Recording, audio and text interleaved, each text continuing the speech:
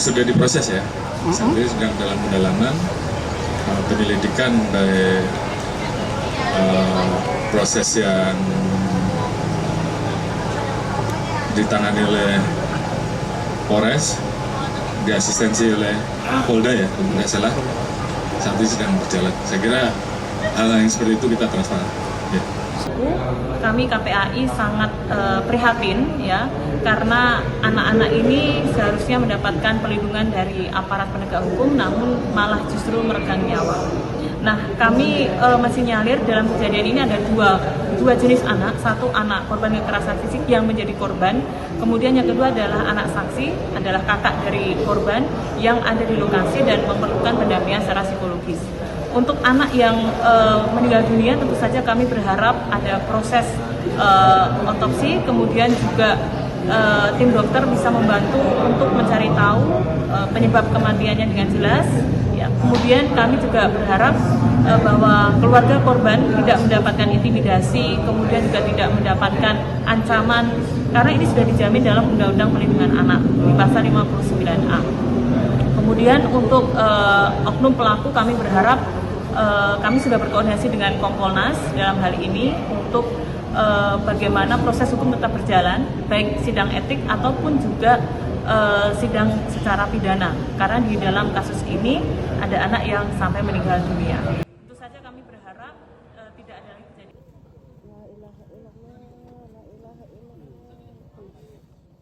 Anggota Brimob Polda Maluku, Bribda Masya Siahaya ditetapkan sebagai tersangka dalam kasus dugaan penganiayaan terhadap seorang siswa madrasah yang berujung maut di Kota Tual.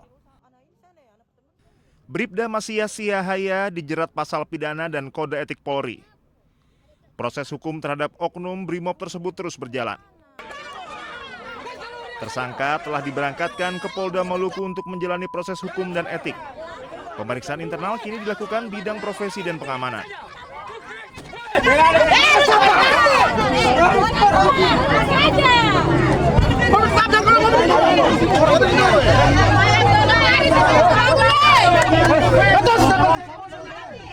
Penyidik dari Polres Tual masih mendalami kronologi penganiayaan siswa madrasah di Tual. Sejumlah barang bukti telah diamankan dan beberapa saksi sedang diperiksa. Kapolres Tual AKBP Wansi Des Asmoro memastikan kasus ini akan diusut tuntas. Sebelumnya terlapor, ini kita naikkan menjadi tersangka, penetapan tersangka. Nah, karena kalau melihat gelar, kita yakinkan bahwa terlapor ini sudah masuk dalam unsur tersebut, maka sehingga kita naikkan statusnya menjadi tersangka. Sebelumnya peristiwa penganiayaan terjadi pada Kamis pagi.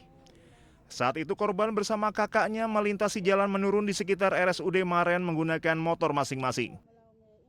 Kondisi jalan yang menurun membuat laju kendaraan korban sulit dikendalikan. Namun korban justru dituduh terlibat balap liar oleh aparat yang sedang melakukan pengamanan. Saat korban berada di atas motor, oknum anggota Brimob Bribda Masya Siahaya diduga melayangkan pukulan ke arah dahi korban menggunakan helm. Akibat pukulan tersebut, korban kehilangan kendali dan tersungkur di jalan raya hingga akhirnya meninggal dunia. Setelah kematian korban, warga dan keluarga yang emosi mendatangi markas Brimob. Mereka menuntut pelaku segera diproses hukum. Keluarga korban meminta hukuman setimpal karena pelaku diduga menganiaya anak di bawah umur hingga tewas. Kasus ini mendapat atensi Mabes Polri. Kadif Humas Polri, Irjen Joni Edison Isir menyampaikan permohonan maaf kepada publik atas insiden yang menewaskan korban. Selain meminta maaf, Polri juga menyampaikan bela sungkawa atas meninggalnya korban dan empati kepada keluarga yang ditinggalkan. Dari Tual Maluku, Juanda Sari Anyus melaporkan.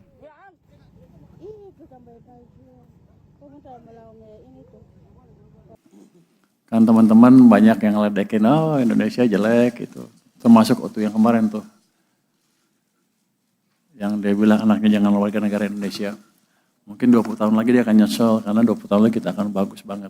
Selain dinamika dari AS, ekonomi global juga dibayangi oleh tantangan perlambatan pertumbuhan di Tiongkok akibat lemahnya konsumsi domestik di negara tersebut.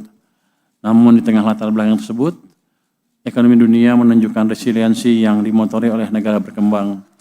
Indonesia menjadi negara dengan pertumbuhan tertinggi dan defisit yang paling rendah di tahun 2025.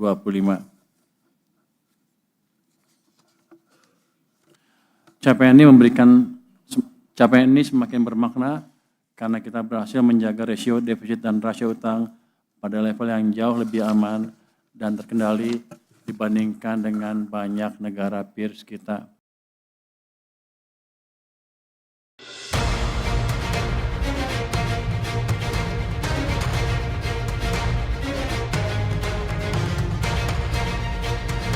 Kesepakatan dagang Amerika-Indonesia menyepakati sejumlah hal dalam dokumen Agreement on Reciprocal Trade tertuang sejumlah aturan baru, termasuk yang menjadi pembahasan terkait pelonggaran sertifikasi halal untuk barang manufaktur pada pasal 2.9.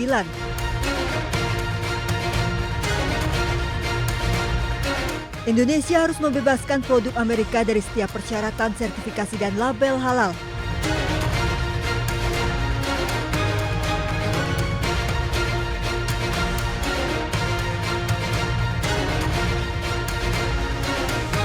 Indonesia harus membebaskan kontainer dan bahan lain yang digunakan untuk mengangkut produk manufaktur dari sertifikasi dan pelabelan halal.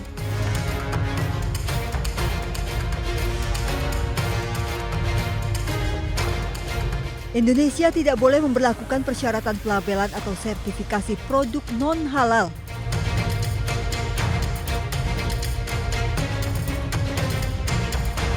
Indonesia juga harus mengizinkan lembaga sertifikasi halal Amerika yang diakui oleh otoritas halal Indonesia untuk mensertifikasi produk apapun yang akan diimpor ke Indonesia. Intinya itu kita kan termasuk yang mungkin paling lama ya berunding soal tarif itu perdagangan. Tapi baguslah hasilnya. Ya. Kemarin kami sudah lapor ke Pak Presiden. Dan beliau minta kita mempelajari seluruh resiko-resiko yang mungkin timbul dan Indonesia siap dengan berbagai senario. Karena senario keputusan Mahkamah Agungnya Amerika ini sudah dibahas dengan USTR sebelum kita tanda tangan. Ketua MUI bidang fatwa Asroruni Amsoli meminta masyarakat tidak membeli produk tidak halal dan mengingatkan kewajiban sertifikasi halal. Sementara Haikal Hasan, Kepala Badan Penyelenggara Jaminan Produk Halal membantah produk masuk Amerika tidak berlabel halal. Produk yang masuk dari Amerika tetap berlabel halal dari Otoritas Halal Amerika. Amerika langsung mengubah sistem penyembelihannya. Oke. Dia comply, dia ikut aturan. Yang tadinya, ada aturan sendiri lah gitu. Dan sekarang sangat oke. Bahkan tertulis dalam kesepakatan itu bahwa Amerika akan mengikuti halal sesuai dengan standar Organisasi Konvensi Islam. Yes, saya bilang gitu. Namun dari seluruh perjanjian dagang resiprokal ini tercantum sekitar 217 kewajiban Indonesia dan hanya 6 bagi Amerika, yang mana perjanjian ini akan memberikan keuntungan timbal balik bagi kedua negara. Tim Liputan iNews melaporkan.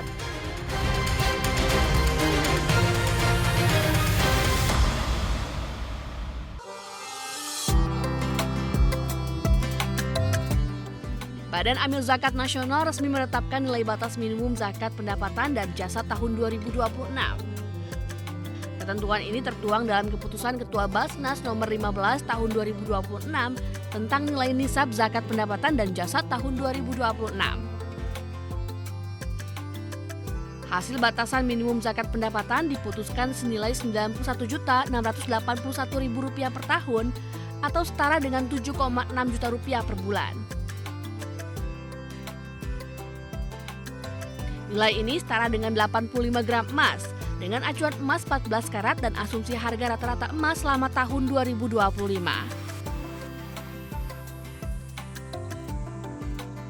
Sementara itu, nilai zakat pendapatan dan jasa tetap 2,5%. Dengan berlakunya keputusan ini, masyarakat Muslim Indonesia yang memiliki penghasilan setara Rp7,6 juta per bulan wajib menunaikan zakat pendapatan 2,5%. Tim Liputan iNews melaporkan.